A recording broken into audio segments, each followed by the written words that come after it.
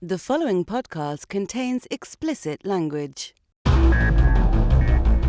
You're listening to the Cinematography podcast presented by Hot Rod Cameras, a program about the art, craft, and philosophy of the moving image and the people who make it happen. Coming to you from the world headquarters of Hot Rod Cameras in Hollywood, California, are your hosts, Ben Rock and Ilya Friedman.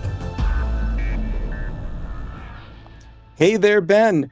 It's time for another fine episode of the Cinematography podcast. How are you doing today? I'm doing great. I feel like I'm still kind of reacclimating after my week in Big Bear. But I don't really have much of an excuse because I've been back for 5 days. But it was quite a week in Big Bear. Anyway, I'm doing well. Who do we have on the show today? On the show today is cinematographer Matt Ball. He shoots the fantastic series you can check out right now called Tucci in Italy. He's nominated for an Emmy Award, and man, he makes that show look great. He shoots on a couple of Canon C500s, and man, it is a dynamite show. Really, really good. Amazing. And now, Close Focus. So let's get into our close focus before we get to the interview. Our close focus today is something kind of interesting, and I don't love it. Park Chan-Wook, the writer-director of stuff like Old Boy, little stuff. He was expelled from the Writers Guild. Writers Guild said, hit the road, Jack. We don't need you anymore. So there's a Variety article by Gene Mattis, and basically what is said is that Park Chan-Wook and his writing partner were Don McKellar is his writing partner, were working on a show for HBO, and apparently during the strike, according to the Writers Guild, they did some writing. Now, according to this article, the show was already in post-production before the Writers Guild strike started, which to me means maybe they wrote some ADR or something. And I knew some editors during the strike who were like, we are not allowed to change one word. And usually on episodic TV or in movies, it's like if you're over somebody's shoulder, you can add some exposition or clarify something, rewrite a line or two of dialogue. And that's standard operating procedure. But during a strike, you're not allowed. So I don't know if that's what they're claiming, because they're not being very specific, and the Writers Guild was contacted for comment on this article and said nothing. But that's the long and short of it. And the question remains: how will this impact Park Chan-Wook's career? How do you think it will impact his career? Well, I read the article, so I know what the author thinks it's going to be, which is nothing. He thinks it'll have zero impact whatsoever. He's basically spent his career mostly in Korea. The Writers Guild of America, it's right there in the name, of America, doesn't have any real, influence over Korea.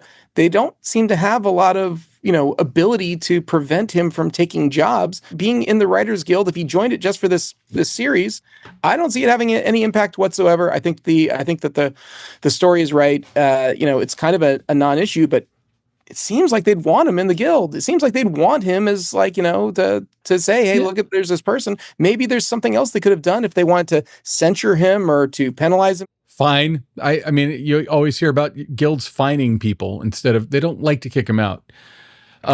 So there was something I don't get the dues then. You don't get next year's dues or next quarter's dues. Now, in this article, I found a very catty page that the Writers Guild has, which is a list of Phi Corps members, and it also includes people who've been expelled. And it includes, it's not a long page. There's not that many people. So I guess there aren't, because it's by year, and I could easily fit this on one page on my computer.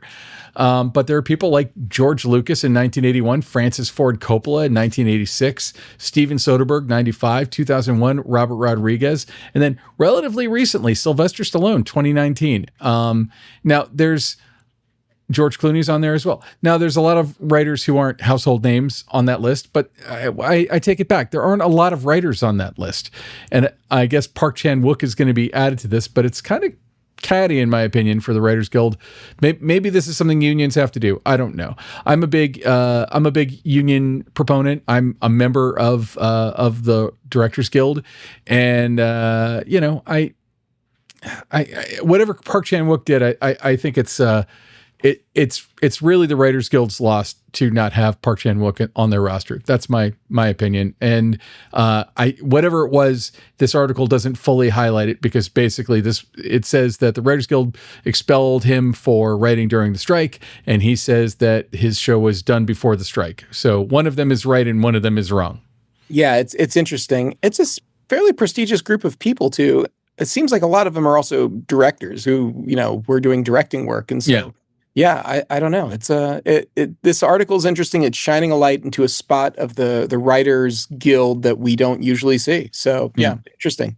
Yeah, we'll put a link to it in the show notes over at camnoir.com. Yeah. It's very interesting. It'd be interesting to see how or if this develops. I mean, this could just be it. He's out of the Writers Guild, which apparently he wasn't in until just a few years ago anyway. And I suspect we'll have exactly the same number of Park Chan-Wook movies one way or the other. It's just they won't be covered by WGA guidelines.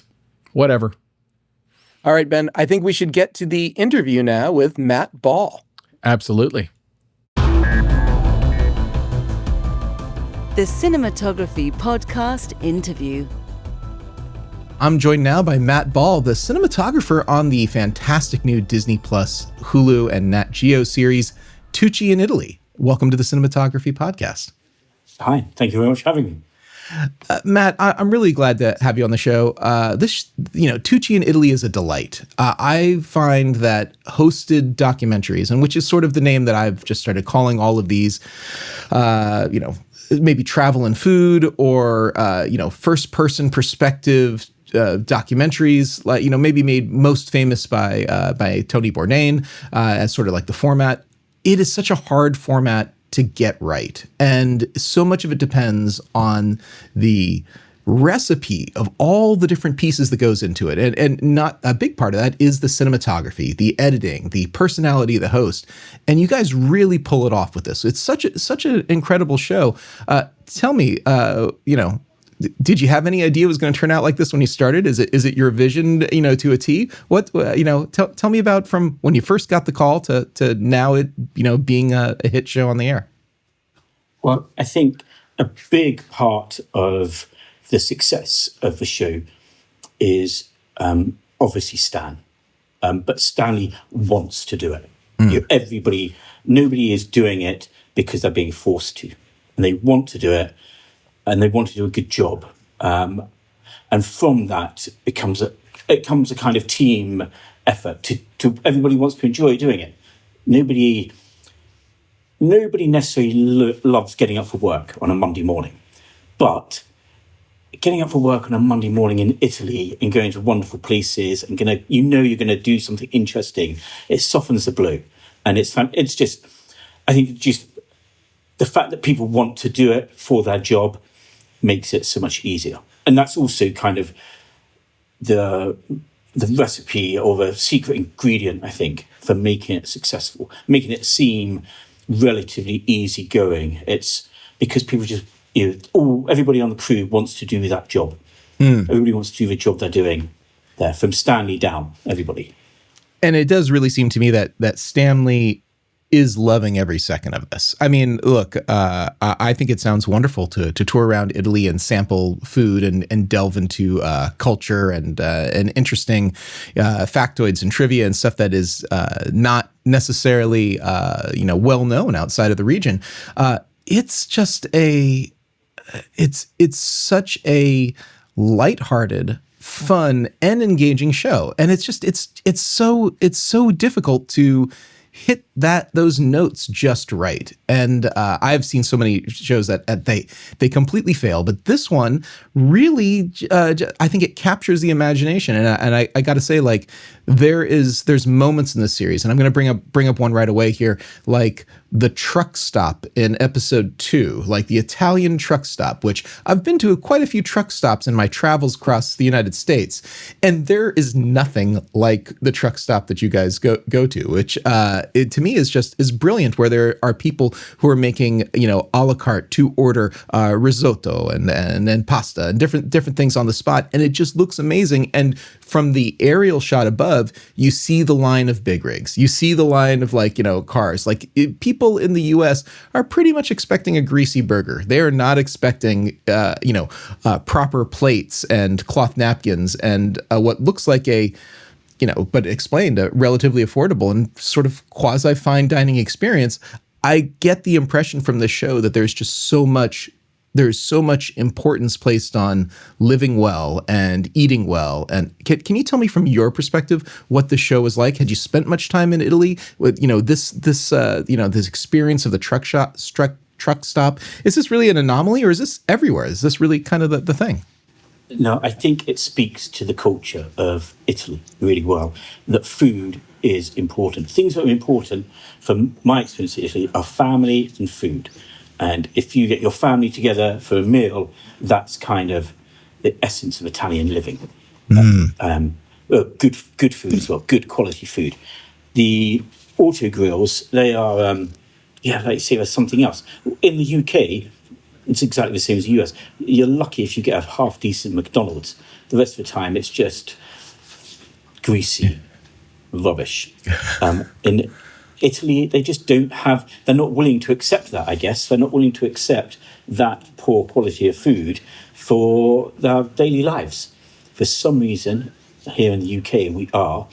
And in Italy, it's a lot more focus is put onto it. A lot more focus and importance is put onto your kind of the way you sit down and you eat, and the food you have and the ingredients you have. That can only be of a culture, I guess. You're just brought up with that kind of thing. So I think it's just a very, very Italian thing to make sure you've got a good meal inside of you. I agree. That definitely feels that resonates with me. When you're working on projects like this, and you're traveling and you're delving into the culture, do you feel like it affects you? It affects you on a personal level? Like, do you feel like you are engaging with what's happening around you in a way that is not just like, hey, another day in the coal mine? Like, you're engaging in the story and the people and everything else. It does affect you. There's certain things. Initially, there's the language barrier we have when we're shooting, because a lot of the time Stanley will speak Italian. He speaks very good Italian. Yeah. And I don't sadly speak Italian at all. So sometimes we'll have translator with an earpiece who will translate to us what's happening so we can follow the story better. But I think for me, the culture of Italy, having done so much around Italy now, I have such a deep love for that country that I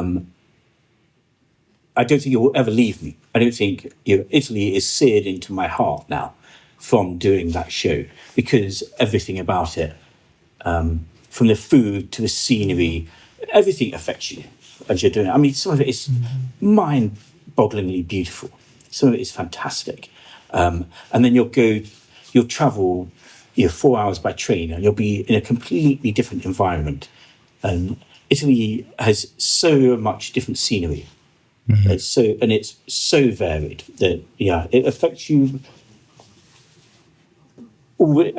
constantly when you're there. It's just you want to almost be Italian. You want to live that kind of life, I'd say. Yeah. I understand. Well, let's get into the nitty gritty. This show uses a lot of drone shots. There's quite a bit of like establishing shots, sort of seeing the Italian countryside. Give me a little bit of the breakdown. Do you have like a drone pilot who's with you? Is it a small crew? Are you busting out the drone? Are you also a drone pilot as well? How do you integrate the flow of the shoot? Is it multi-camera? Is it single camera? How do you work it out? It's a multi-camera shoot. We have 3 cameras. The eye-operated camera, A guy called Matt does the second camera. A guy called Dave who did the third camera for the Tuscany show. Matt, the second camera, also has a drone license, so he brings his drone. That gives us flexibility because if we see something, we can send the drone up. Some of the places we don't have the right license. I think the licensing is quite particular for depending on what area you're in. If you're near an airfield, perhaps, then you need to have an Italian with a particular license. So we also had an Italian drone operator who would come in on the days we needed them to, which would all be, of course, figured out in pre-production. But otherwise, our second camera, Matt, did a lot of the drone work for us. It's multi-cameras, I say 3 cameras. We had a fourth camera, the Ronin 4D, which we used a lot for the walking and talking shots. And we also had a Canon R5 on a handheld Ronin, on a Ronin 3, I think, whatever they're called now, to get a kind of, if we had 2 people, Stan and a contributor talking, something to cut to. Because the Ronin, when you're just straight onto them, you kind of need another angle. And if you're going along handheld, that kind of cutting between those 2 shots, between the 4D, which is so smooth and so good, and then the handheld is going to be, it's going to be too jarring. So yeah, sometimes we'd get the other Ronin out with a Canon R5C on it. Oh, fantastic. Well, it's a really nice looking show. It's got plenty of color. Like so many documentaries, I would say, it's what's happening in front of the lens that is most important. And I think that's true for anything as far as performances go. But the camera and the lighting gets short shrift. Sometimes it's just like it's all about having to go and having to capture it, and it doesn't feel like that in this show at all. It feels very deliberate. It feels very lit. It feels graded. It feels set up in a way that it's beautiful without being artificial, without being like, we spent a week here getting the trying to get this perfect shot at sunset, yet somehow you got this incredible shot at sunset. So tell me a little bit how you balance the contrivances of pre-setting up a beautiful situation and the reality of keeping it natural and flowing and everything else. So the way our kind of shoot would work on any particular day, we'd turn up at our location, and then Stan, Lottie, the executive producer Lottie, Alice, our first AD, and I would walk through our location. We'd take a half hour, walk through the location, go through the editorial of what we had to discuss, who we were going to talk to, and then we'd pick out our kind of location to do that. We never lit anything if we didn't have to. I think there's a couple of scenes in a kind of a cellar where we put up one light, but we try to keep everything as natural light as possible, mainly for the reason of not wanting to intimidate our contributor. The importance of making them feel at ease so they could tell our story. That was hugely important to us. So we didn't want to all barrel in there and be a great big crew and put up a load of lights and make this person feel nervous. So we tried to keep a small footprint. So we would go through, we'd pick our kind of locations. Sometimes our hand is forced and we're cooking something in a lady's kitchen, and it's a tiny little kitchen, and there's great big bright window behind, and there's nothing we can do about it. You just have to go and you have to shoot that because that's what the story is. Other times we'll be in a really lovely location. We think, we can take this into the garden under this beautiful shade and shoot there. So we'd look and we'd try and find the nicest locations. Sometimes we found great ones, sometimes not so great, but that is the story. That is the way it goes. But we would always, there was never just turn up and shoot it. We would always take the time in the morning, whenever we got the location, to try and find the best location we could without altering the story. We wouldn't put the people in an unnatural situation ever. We wouldn't, if they didn't cook, if they cooked something in this kitchen, we wouldn't then put them in a different kitchen to do it. We would do it where they felt comfortable, where they felt at ease. Was there a lot of conversation specifically about that? It's like, oh, this would be a great place to do it, but they would say this isn't where I do it, and then so you do it you do it in what's authentic, what's real. Sometimes we would say, oh, ideally we would do it here. And then the person would say, oh, like you're saying, I wouldn't normally do that there, or I can't do it there because X, Y, and Z is here. Yeah. You're like, oh, okay, well, we'll do it your way then. Because, again, we do want to maintain that authenticity to everything. We do want to make sure that we don't contrive a story. It is real. I think that's probably integral to a show. I think that's what makes the show so successful, is that it doesn't feel contrived. We don't try and set anything up apart from what has to be set up, arranged to meet the people, of course. Of course. Nothing is too contrived. That's really refreshing. I worked on a variety of reality type of shows, and in my early days of my career, and I will say that there's a very large scale of how real the reality was. So sometimes less real than others. But this show feels it feels 100% like a documentary, and I feel like I'm gaining wonderful insights into culture and into places and into food. Tell me about a little bit the time of day that you're shooting to, because I know with documentary that's always got to be a struggle, trying to not be out in the bright overhead noonday light, which is never flattering to anyone. It seems that you guys have done a really good job scheduling and planning that if there is that noonday light, you have done something to find an open shade or a situation where it's not unflattering to anyone. You've in the struggle of making your day, you can't say, well, you know what, we're going to come back in 3 hours and the light's better. I mean, how do you get around this? So basically, we did just shoot. The day was set out for us, and we would do, as you say, we'd try and go and find some open shade. We'd go and try and find the nicest place to shoot. We would have discussions the evening before shoots to say, this is going to be, we're scheduled to eat at midday, and it's in this great big open field. Okay, let's see if we can. Is there just a tree we can go by? Yeah. Is there? We don't want to take it out of the field. We don't want to turn it into something it's not. And if we have to be in the middle of a day, and we're wary, of course, in Italy, Tuscany, in June or July, it's roasting hot. So a lot of the Italian people don't want to be out in the middle of a day anyway. So they would always have somewhere, a lot of people always would have somewhere in the shade to eat. So it would really be the kind of Italians that would point us in the right direction of where they would choose to eat, something like that. Yeah. Okay. So speaking about the food here, how much of this food did you also get to eat? Did you get to try everything? Some things? Was there also a meal that was cooked for the crew? What's the dining experience for shooting a show like this? The dining experience is pretty damn good. I cannot lie about that. You do come away, you do get back home and think you don't want to see pasta for a good few days, but you do eat well. Yeah, sometimes we would try the food. Sometimes when the food was a little bit too adventurous, the fourth stomach of the cow. It's up to you if you try it or not. Mm-hmm. Sometimes I chose not to.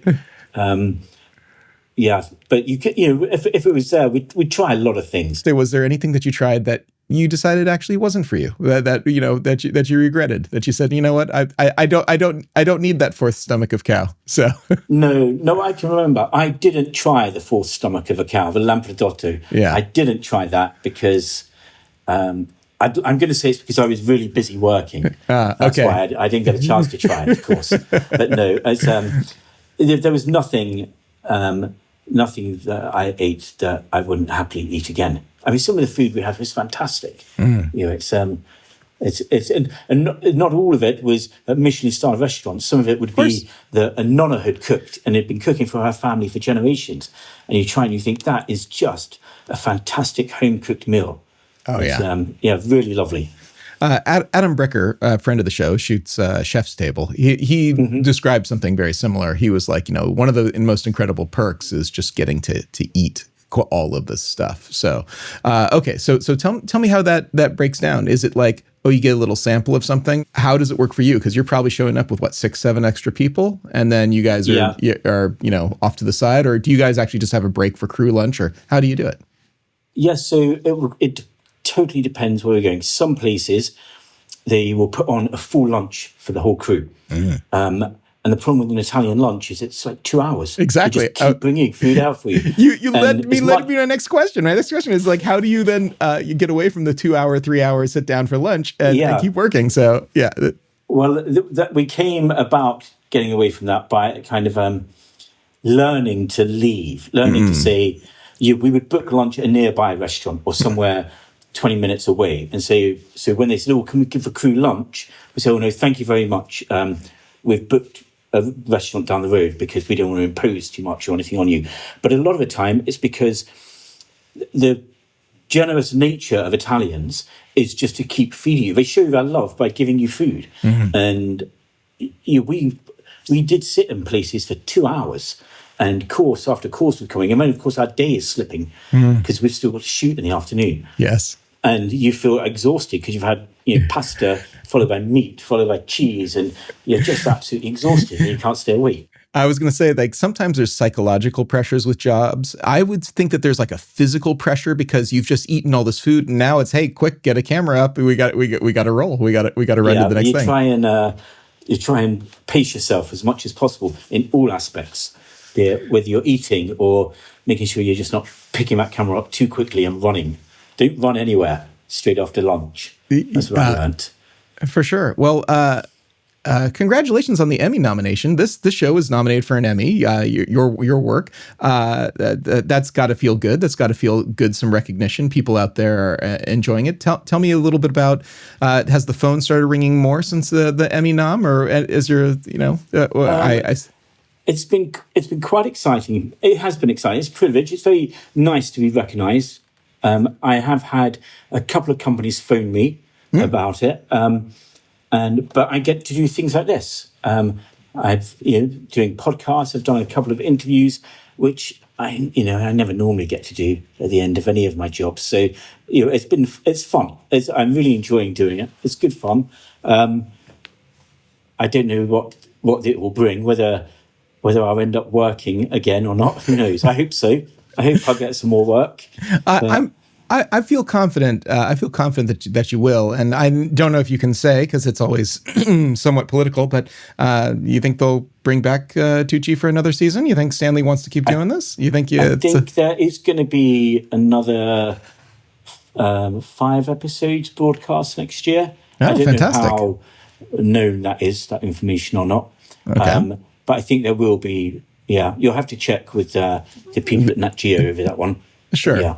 Okay. Well, it's just. I mean, that's potentially that's a little bit more work. That's a little bit more travel. It seems to me like there's still a lot of places in Italy you guys could go. It seems like there is still. Italy's such a diverse country. I mean, they're all Italian. It's under one kind of. One country, but the 20 regions are so distinct. They're so different, and the people are so different, and they all identify as Italian, but they also all identify to that region. So you'll be an Umbrian or you're a Tuscan. It's very unique country in that respect, I think. I mean, it's certainly very unique to the countries I've visited in. I know if I go to the States, everybody in the States considers themselves an American, and then you're a Texan or you're a Californian or a New Yorker, but for the most part, you're American. Yeah. Whereas in Italy, I think it may well be you identified by your region first, perhaps, and then you're Italian. That's how I feel it might be there. That's a really interesting observation. That's a really interesting observation. Thinking about the Italians I know, I think that you're right. I actually think that there is something very regional and something very pride evoking that does maybe Texas is the exception, or maybe New York. There's a couple places in the U.S., but for the most part, you're right. Yeah, that's very cool. Was there a particular part of Italy that was your favorite on this trip? Was there a particular episode or sequence or something that just was magic? That everything kind of fit into place. It was just easy. When we went to do the cold open in Tuscany, up at the Carrara Mountains, the marble there, that blew my mind. I mean, I don't think. We tried our best, but I don't think you can capture the scale and the grandeur of that without seeing it. I mean, it's amazing. These towering mountains of marble were phenomenal. That's something I always, and also, that's the marble that Michelangelo carved David from. It's insane to me. The absolutely insane history there. It's fantastic. That I always remember. I thought it was wonderful. It's a staggering location when you see it. It's like it is a wow. It's a wow. And you know, frankly, I didn't expect that. I did not expect the show to open like that, which is super cool. Tell me a little bit about the trials. Tell me about what was difficult about making a show like this. Is there something that going back and thinking about it now, maybe we should have done this a different way, or this was the day where everything went wrong. Did you ever have any moments like that? No, I think one of the hardest things to deal with is the heat. We're outside a lot. As I said, some days in the midday sun, and you're trying to find shade, but you've got to work.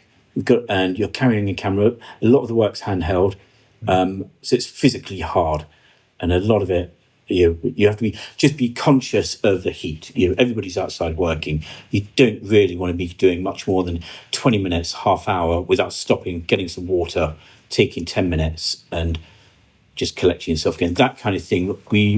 Was hard to manage, but there's also nothing you can change about that. It's not there's no point saying, "Oh, we could have done it in December." Sure, of course, it wouldn't have looked as nice. It's it's a payoff. It looks wonderful because it's beautiful out there. So I don't think I only remember the good stuff. For one, maybe the trauma is so bad I've forgotten it. But I don't remember anything being so. I just remember the heat. The country is vast, is another thing. So the logistics of it. Again, we could travel 2 or 3 hours to a location in the morning, and things like that. They're always a challenge. You just travel 3 hours back to your hotel and things like that. That's after a day's work. That's hard going, but it's not like I'm down the coal mine either. So Well.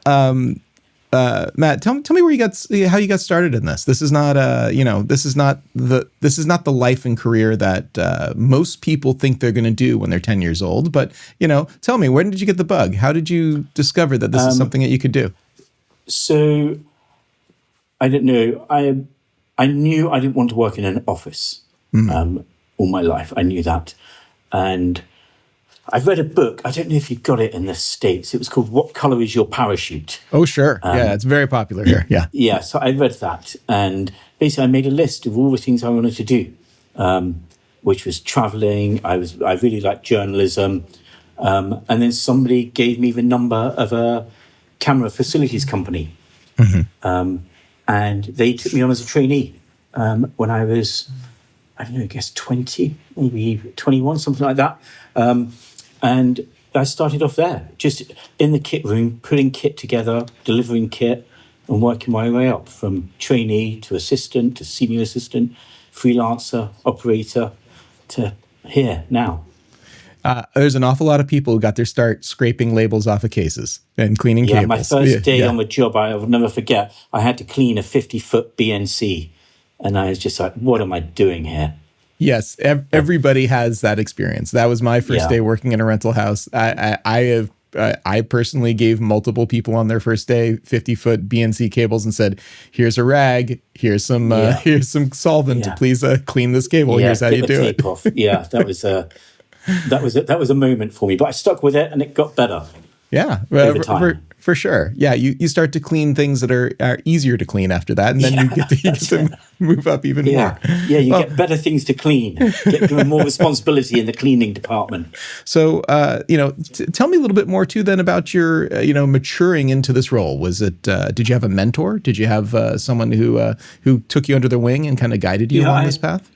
I had quite a few people who especially when I started assisting as a freelancer, who would then, when I first started, people would say to me kind of things like, oh, I've got this job in Barbados for 2 weeks. Do you want to come and do that? I'm like, for sure. And then the job would never materialize. And then there was one guy called Orlando who said he had a job in the Hamptons. Did I want to come and shoot second camera on that and do assisting at second camera on it? It was for 5 weeks. This was 2003. And I said, yeah, sure. Thinking, that's never going to happen. But it did. And that was for Barefoot Contessa, the show nice. Barefoot Contessa. And Orlando and I still shoot that show together. We'll be going back to do that in October. And that'll be 22 years we've been doing that show together. So, he's been a huge kind of influence for me. There's been lots and lots of people who have been, very, very important to me in my kind of writing career. Well, I kind of wanted to ask you about that a little bit more. So, it's a different path for almost everyone, it seems like, in this industry. Nobody's got exactly the same story, but a very traditional route was mentorship, apprenticeship, leveling up from, assistant to operator to DP. It sounds like that was a little bit more of your path, but, it varies quite a bit. And there are certain points in which people's careers take these pretty erratic turns. Can you tell me a little bit about what was it, that job? Was it Barefoot Contessa that kind of catapulted you into the next level of strata? Or was it, tell me how you learned your tricks of the trade. How does that happen? I don't know if I could pinpoint anything that was the kind of thing that started. That made it easier for me to go into things. I think you just learn by doing. When we did a show like Barefoot, that's changed quite a lot from when we originally did it. So it started as a kind of just Ina Garten in the kitchen chopping. Then we would go out more and we'd get kind of more documentary experience of doing that, of going out and about with her. Then we did a show in Paris with her. All the time I'm working back in the UK doing different kind of shows, from some crazy reality shows to continuing down the food shows. I did shows with Jamie Oliver or with Gordon Ramsay, Michelle Roux, loads of different high-end chefs I've worked with doing food shows. And then I'm starting to just move my way further and further into food. Started doing a few commercials and things. And then I think that's when kind of people like Stan come calling and things like that. And that's, I don't know. I can't pinpoint an exact moment. It's just felt like a kind of progression for me. A lot of it has been food-based television, and which I enjoy. There's nothing. Food is one of those things. By its very nature, is designed to look nice. So you're just kind of trying to enhance somebody else's work, how it all looks nice already. No one's intentionally going out to make food look disgusting, and then you have to try and polish it. Well, I think that what I cook is okay, but it never looks particularly good. It never looks like television. It doesn't. It doesn't look like. Doesn't look like. Doesn't look like the meals that other people make. I'd say that what I cook on a daily basis might more closely resemble dog food when it hits the plate. It's not just not a. I didn't believe it for a second. But I mean, here's the thing. It is a real art to hit the stuff that's on the plate. It's because, frankly, just because it might taste good doesn't necessarily mean that also it's going to respond correctly to light. It doesn't mean that, reflections or anything is going to. There's a reason when people are doing, product shots for like food commercials that they're using glue instead of milk. They're using these things that look better on camera. You don't get to do that. You can only work with what's presented in this documentary format. Do you ever find that the food comes out, it maybe isn't as appealing on camera, and so you choose to focus more on people's faces? Or do you have any trick for dealing with less than perfect food that hits the table? I'm trying to think of something that didn't look great, and I'm struggling. I can't really. And I also think this goes back to Stan, because his appreciation of food is so great. He loves food, good Italian food especially. So he'll have like a technical knowledge almost of the food. You know, if something gets, I don't know, something goes into a sauce and it doesn't look great, he'll be like, oh, you know, that smells amazing, or that's going to taste fantastic, or he'll say something that will kind of distract you a little bit from that it doesn't look that great at the moment. Yeah. He's a magician. It's misdirection. Maybe it's just misdirection. But I'm trying to think of some. I really can't think. I genuinely can't think of anything. Even the lampredotto, the fourth stump of a cow, they chop it all up and put it in a nice sauce, and so even that doesn't look like what it is. It looked lovely on the show. It looked like, nice, didn't it? Yeah. And the only reason, the only reason I didn't try it is because I knew what it was. But, yeah. All right. So, look, I mean, I don't know the genesis of Tucci in Italy, but Stanley feels like such an integral part of the show, not just a host. It feels like he's really involved in it. Is this his brainchild? Was he just hired for the job? Do you know how the show came to be? No, I think it's definitely his. I think it's something that he's thought about for a long, long time. I think. Have you seen his movie Big Night? Oh yes, of course. So it's fantastic. It's in many ways it's just a follow-on from that. You know, he's always been interested. He went to Italy when he was a young boy. When he was 12, I think. He spent a year. His parents took him to Italy to live in Florence for a year, and I think that's had such a huge influence on his life. Both his parents are Italian American, and it's all his kind of idea. It's all his kind of thinking behind it. And as to what you were saying earlier of how it works so well, I'm not saying because he wants to do it, because he's truly invested in it. You know, he wants it to be the best it can be because he wants, he loves it. He loves Italy. He wants other people to share in his love of Italy. And I think, he's not interested in, going to, another country to look at another country's cuisine that he doesn't have a link to. He's got to have some sort of a link to it. He's got to have some feeling or passion behind it in order for it to do for him. And so that's why I think it works so well. And so it's all definitely his idea. I wish it was my idea. I wish it was called Matt in Italy, but sadly not. Well, I'd say that with your position on this job, it's probably the next best thing. Yes. I mean, it's probably about as close as you can get to that. Matt, this has been a fantastic conversation. It's really been a great experience to dive a little bit more into this world. It's so easy, shows like this, I want to say, became commonplace maybe a decade or so ago. And there was a lot of people trying to do versions of what a couple of like, Tony Bourdain type of shows really captured well.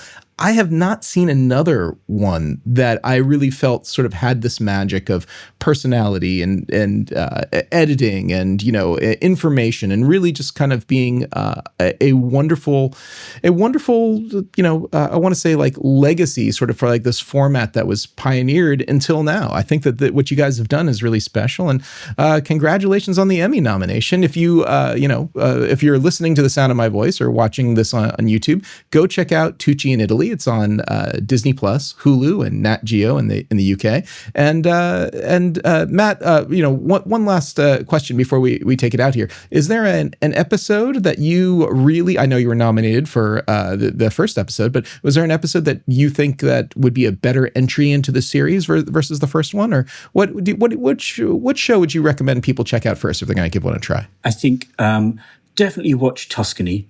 Because I think Tuscany is, everybody knows Tuscany. If everybody knows Florence, but also it goes outside of Tuscany. It shows you a little bit of the regions of Italy. But one of the other ones I would definitely recommend is Trentino Alto I can't even pronounce it. We just call it TAA. Trentino Alto Adige, I think it is. Definitely that one up in the mountains. That's beautiful. And it's so close to kind of I think it's the Austrian border or European, the border. Oh, yes. That the food, the difference in the food is you're no longer in Italy, kind of, despite being in Italy. It's just another example of how insanely varied Italy is. There is so much work you did in the snow in that episode, and snow is so hard to shoot. Really it is hard, so hard. Like, I mean, the limited snow. You found so many ways to make the snow look absolutely correct, and this look like, not overexposed and not down dark. It's like you guys really nailed it. I was so impressed with the snow work you guys were doing. It's hard. It's most of the time it's just a panic because you're like, oh gosh, am I doing this? Is this exposed? But you trust in it. You trust that you know what you're doing, and you think, it worked. It worked well. I was really pleased with it. I thought it looked fantastic. It's a really nice show.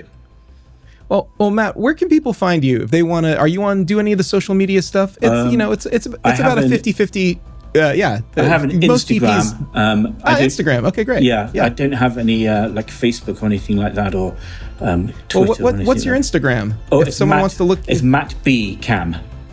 Matt B Cam. Perfect. We'll put a link to it over in our show notes at camnoir.com.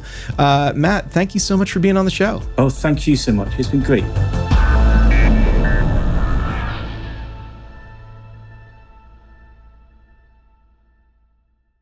All right, that was Matt Ball. Matt, thank you so much for being on the show. It was great to chat with you all about Tucci in Italy. If you haven't seen the show and you're hearing the sound of my voice or watching on YouTube, go check it out. It's great. Excellent. All right, so Ben, it is our favorite time of every episode. You know what time that is? Time to pay them bills.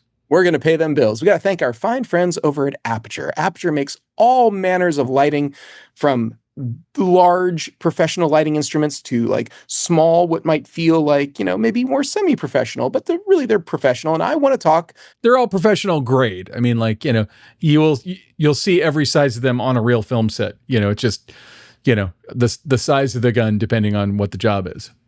I've talked quite a bit on this podcast about the Storm series and all the different, the levels of panels they have, like the Nova panels.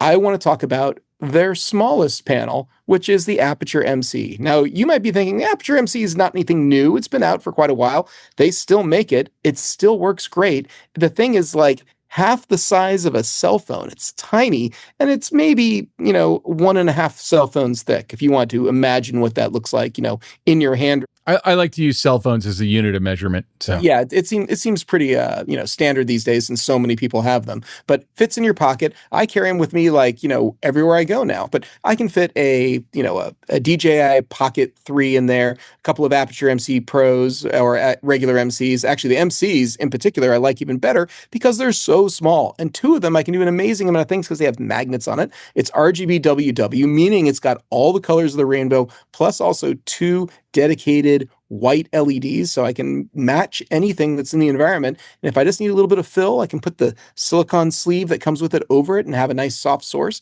$90. Really hard to beat a $90 light. That is pretty sweet.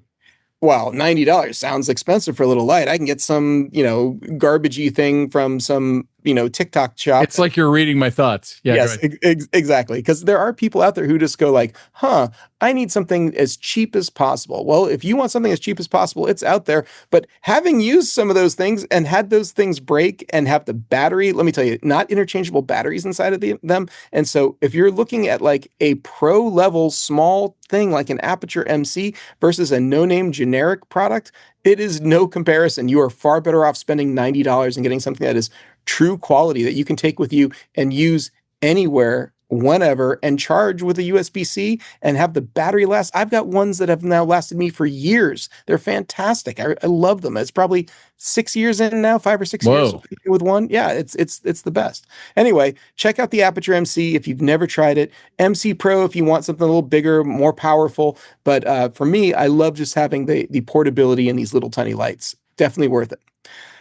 All right, Ben. So that's it for our time to pay the bills time of the show. It's now time to talk about our pet obsessions. It's our short ends.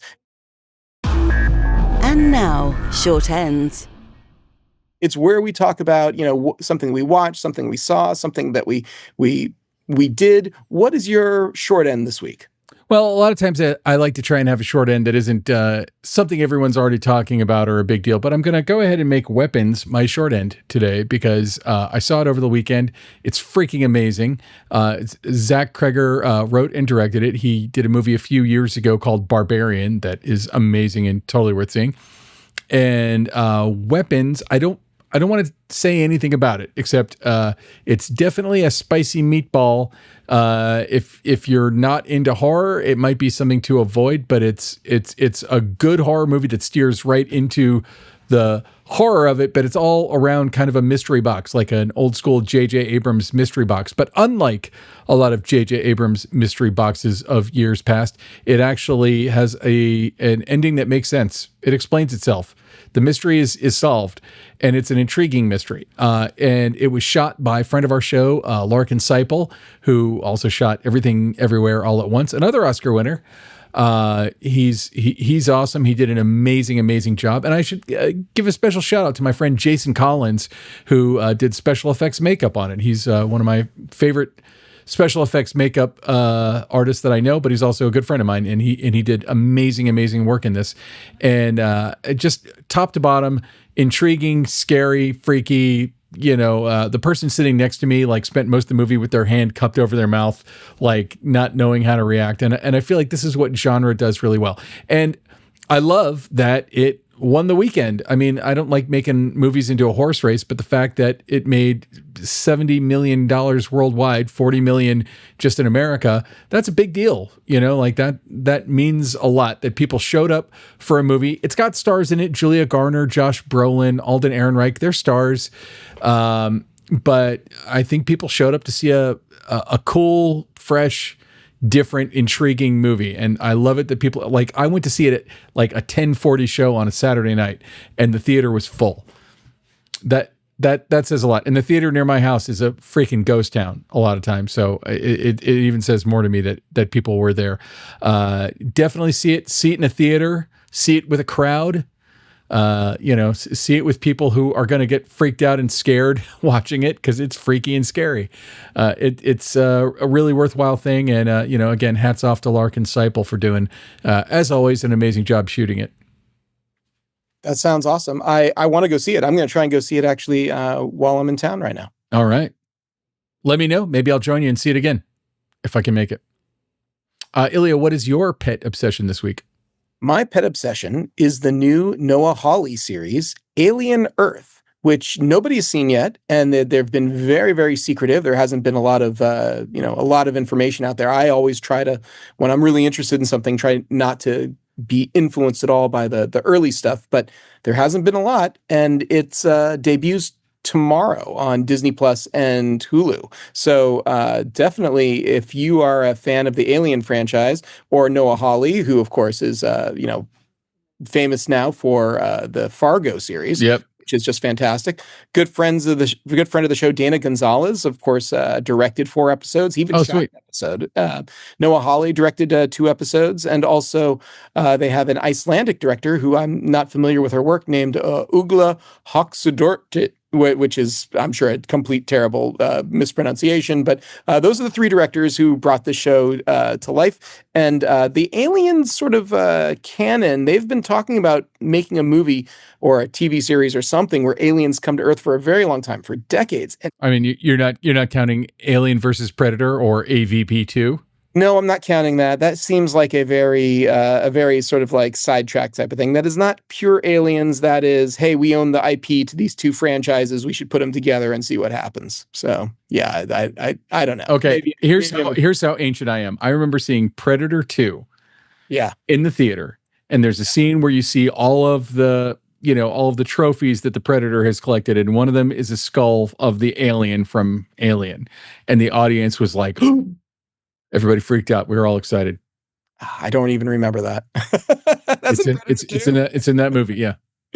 All right. Well, anyway, I'm very excited about Alien Earth and Noah Hawley and Dana Gonzalez and all of that stuff that's going to be tomorrow night. So I'm going to be watching it here at the office. If you are around and you want to watch it with me, you're welcome to come by and we'll watch it on the big screen. I might do that. That sounds cool.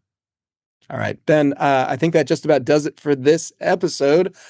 Where can people find you if they want You can find me at benrock.com. Also, if you happen to find yourself in Big Bear, really, it's only going to be this weekend, go to the Performing Arts Center in Big Bear and check out Stoneface, The Rise and Fall and Rise of Buster Keaton, a play that I did projection design for. It's directed by Jamie Robledo, written by Vanessa Claire Stewart, starring French Stewart as Buster Keaton. It's a great play, and I did a whole lot of video work in it, so hopefully, and all of it by myself. Really, like really. But check it out. I think it's a great play. It's very entertaining. How about yourself, Ilya? Where can people find you? You can find me over at Hot Rod Cameras, hotrodcameras.com. I'm here right now in the theater, actually on Thursday, which this episode will probably come out. Maybe it'll come out in time. But if you're a hardcore fan of the show and you hear this, we have a content creator day happening this Thursday, August 14th at Hot Rod Cameras.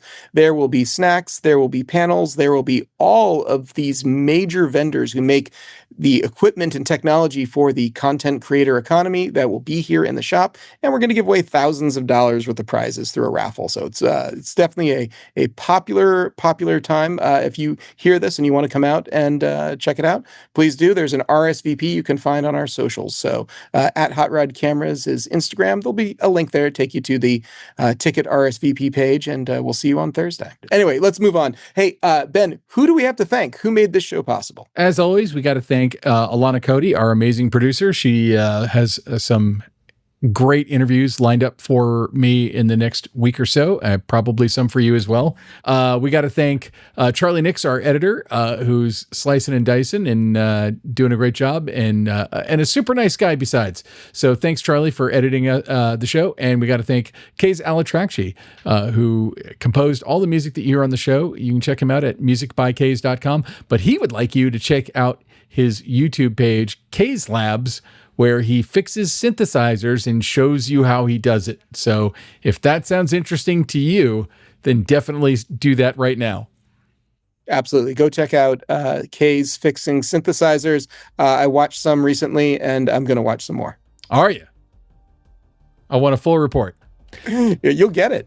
There's capacitors, there's resistors, there's transistors, there's all kinds of stuff going on in there. All kinds of crap that makes sounds that are musical.